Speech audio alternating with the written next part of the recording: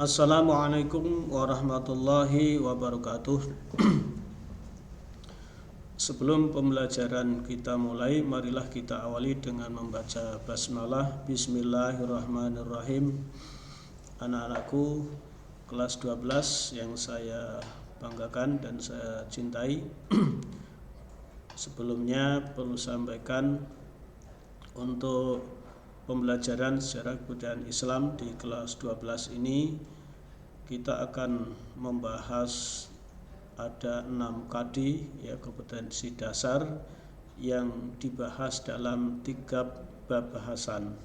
Di antaranya yaitu tentang perkembangan Islam di Indonesia bab pertama, kemudian bab kedua yaitu peran Wali Songo dalam penyebaran Islam di Indonesia. Bab yang ketiga yaitu kerajaan-kerajaan Islam di Indonesia.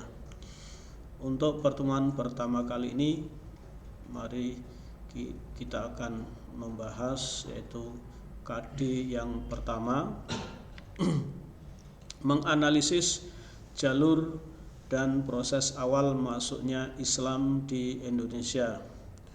Menganalisis jalur dan proses awal masuknya Islam di Indonesia. Kadi ini dalam pembahasan yaitu pembahasan bab perkembangan Islam di Nusantara atau di Indonesia. Tentang bagaimana menganalisis jalur kadi yang pertama ini, kita akan awali dengan pembahasan situasi dan kondisi Indonesia sebelum Islam.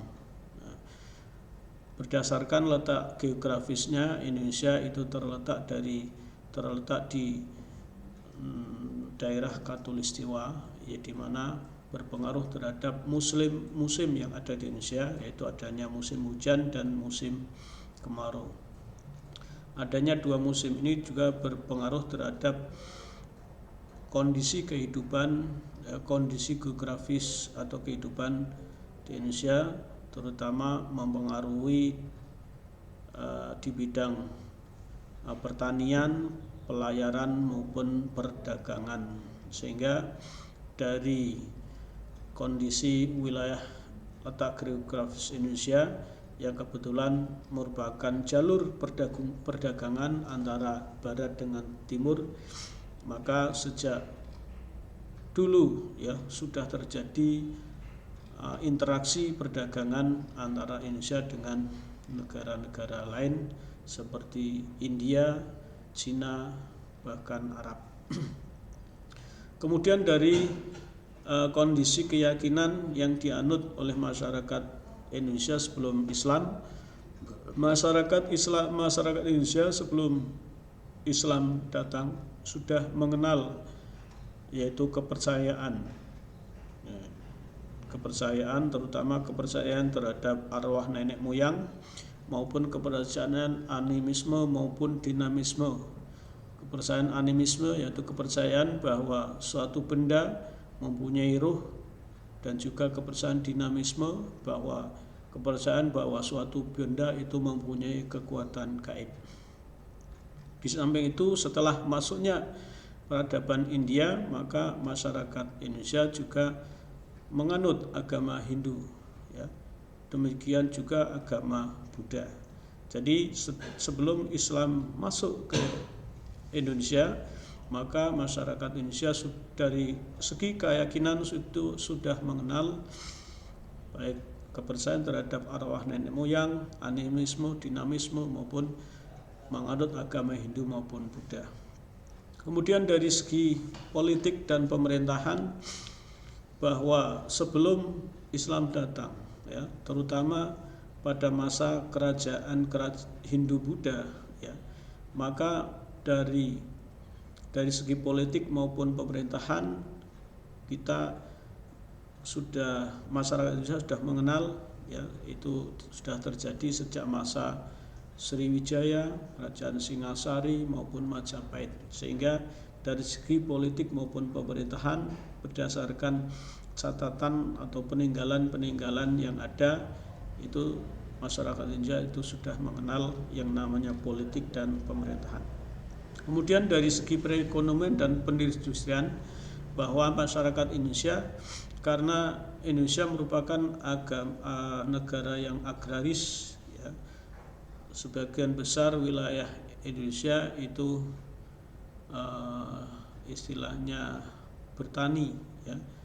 Ini karena adanya dua musim hujan dan kemarau, kemudian wilayahnya yang subur, maka sebagian besar masyarakat Indonesia hidup dari sektor pertanian. Kemudian karena wilayah Indonesia juga terdiri dari beribu-ribu pulau, ya, sehingga juga adanya yang namanya pelaut, selaut. Jadi yang sebelum Islam, ya, dari segi ekonomi sebagian besar wilayah masyarakat Indonesia itu yaitu bertani maupun pelaut. Kemudian setelah zaman perundagian, ya, atau zaman yang undagi, ya, itu nanti juga terjadi yaitu mata pelajaran di bidang perindustrian, diawali dari pembuatan seperti dari tanah-tanah liat, ya, kemudian dari besi, tembaga, kuningan, ya, itu nanti juga terjadi.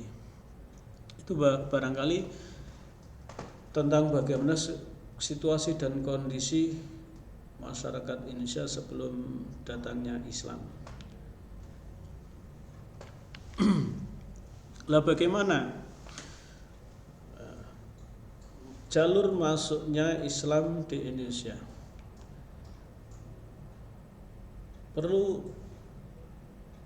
kalian ketahui bahwa tentang masuknya Islam di Indonesia, di kalangan para ahli, ya, itu masih terdapat perbedaan pendapat, ya, kapan Islam masuk ke Indonesia, siapa, ya, yang membawanya, dan di mana pertama kali Islam di Indonesia. Maka dari berbagai kajian, berbagai bukti yang ada, maka Islam masuk ke Indonesia sebenarnya melalui tahapan, ya, ada tahapan, yaitu tahapan-tahapan, ya. Kemudian tahapan-tahapan itu juga melahirkan adanya beberapa teori tentang masuknya Islam di Indonesia. Karena masuknya Islam di Indonesia memang berdasarkan bukti-bukti yang ada, ya, ini banyak pendapat di kalangan para ahli yang masing-masing mempunyai bukti dari kajian yang mereka peroleh. Maka dari situ, untuk memahami tentang bagaimana proses masuknya Islam di Indonesia dapat kita pahami melalui yaitu beberapa teori, ya. Di antaranya adanya teori Gujarat, ya, teori Gujarat, kemudian teori Arab, teori Persia, dan teori Cina. Di mana menurut teori Gujarat, ya, di antaranya yang mencanangkan tentang teori Gujarat yaitu di antaranya pendukungnya yaitu Sonokh Gronya. Menurutnya bahwa agama Islam masuk ke Nusantara itu pada abad ke-13 Masehi. Menurut dia terjadi pada abad 13 dibawa oleh para pedagang dari Kambe, Gujarat, India, ya. Di antaranya pendapat ini dikemukakan juga oleh Bijnapel, ya. Di mana asal mula Islam di Indonesia menurut Bijnapel, ya, yaitu dari Gujarat dan Malabar. Teori Gujarat ini juga adanya bukti peninggalan batu nisan, yaitu makam Raja Malik Al-Saleh atau Raja Kerajaan Samudra Pasai di Aceh, di mana dalam nisannya ya di situ tertulis angka tahun 686 Hijriah atau tahun 1297 Masehi, serta batu nisan dari Maulana Malik Ibrahim di Gresik, Jawa Timur, yang mempunyai persamaan bentuk dengan batu nisan yang ada di Aceh. Di samping itu, di samping Sunan Horgorojo dan Badge Nobel juga ada Mokwet, ya, Mokwet. Menurutnya bahwa Islam masuk ke Nusantara berasal dari Gujarat dan Malabar, India. Ini juga didasarkan dengan batu nisan Syekh Maulana Malik Ibrahim, salah satu wali songo di Gresik. Ya, juga batu yaitu juga Fatimi, ya, Fatimi. Ini tentang teori Gujarat. Ya. Kemudian yang kedua, teori Arab. Teori Arab diantaranya pendukungnya Profesor Buya Hamka. Menurutnya Islam masuk ke Indonesia langsung dari Mekah, Arab, sebagai pusat agama Islam ya, sejak abad pertama Hijriah atau abad ke-7 sampai 8 Masehi. Teori ini pendukungnya diantaranya Thomas W. Arnold, ya. Menurutnya para pedagang Arab telah menyebarkan Islam ketika mereka menjadi pemain dominan dalam perdagangan Barat Timur sejak abad-abad awal Hijriah atau abad ke-7 dan 8 Masehi. Juga dikemukakan oleh Uka Condro Sasmisto, juga A-Hashimi, Azumardi Azra maupun yang lainnya, ya. Ini tentang teori Arab. Kemudian juga oleh Kizer, ya, Kizer, ya. Ini teori ini yang dipandang paling kuat, ya, tentang bagaimana masuknya Islam di Indonesia. Kemudian selanjutnya teori Persia. Ini dikemukakan oleh Husain Joyodiningrat, ya. Ini berdasarkan pada aspek kebudayaan yang hidup di kalangan masyarakat Islam di Indonesia yang mempunyai persamaan dengan Persia, ya. Seperti peringatan 10 Muharram, ya. Ini teori Persia ini juga didukung oleh P.A. Husain Joyodiningrat, Umar Amir Husain. Kemudian yang keempat, teori Cina. Menurut teori Cina ini bahwa Islam masuk ke Indonesia, ya, itu dari para musafir Cina, para perantau Cina. Orang Cina telah berhubungan dengan masyarakat Indonesia jauh sebelum Islam dikenal di Indonesia. Ajaran Islam telah sampai ke Cina abad ke-7 Masehi. Ya. Tetapi teori ini dianggap kurang kuat. Itulah tentang bagaimana proses masuknya Islam di Indonesia. Jadi tentang proses masuknya Islam di Indonesia, ya, itu dapat kita pahami melalui 4 teori tadi. Barangkali itu ini dulu tentang bagaimana proses awal masuknya Islam di Indonesia. Kita akhiri. Sekian. Assalamualaikum warahmatullahi wabarakatuh.